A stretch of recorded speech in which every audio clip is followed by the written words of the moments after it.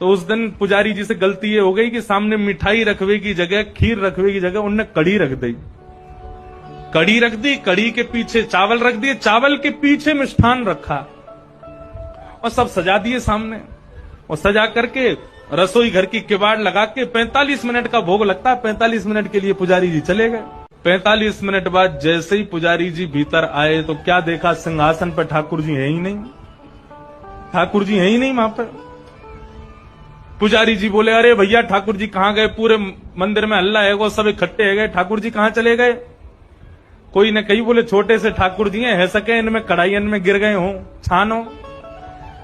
तो सिंहासन के आगे वाली जो कड़ी की कढ़ाई ही कही जैसे ही छानी, तो वहां में ठाकुर जी निकल आए।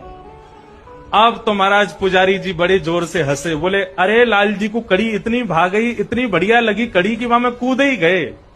अब तो भैया रोज कड़ी बनेगी ठाकुर जी के काज। अब तो ये स्थिति हो गई, नाथद्वारा में 12 महीना कड़ी बनने लगी, कड़ी कड़ी बन रही है, कड़ी कड़ी खवाए जा रहे हैं। बोले ठाकुर जी कूद गए उसको खाने के लिए, तो वो खिलाएंगे। पुजारी जी एक दिन रात्रि सोए थे, ठाकुर जी रोने लगे स्वप्न में आके। पुजारी उठ गए, जय जय मुझसे कोई अपराध हो गया, आप रुदन क्यों कर रहे हो? बोले हमारो इतने दिना पहले आपने भोग लगायो? बोले हाँ।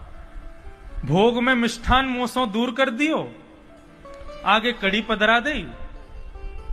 बोले हाँ कड़ी पधराई, आपको तो कड़ी प्रिय है। बोले कड़ी प्रिय, कहां से प्रिय कड़ी मोकू? बोले अरे आप कड़ी में कूद गए। बोले मैं कड़ी में कूदा नहीं था, मैं तो मिष्ठान लेने के लिए जा रहा था, कड़ी बीच में आ गई, अब हम उसमें कूद गए, आपको लगा कि हमको कड़ी ज्यादा प्रिय है, और तब से आप हमको कड़ी कड़ी कड़ी कड़ी खवाए जा रहे हो।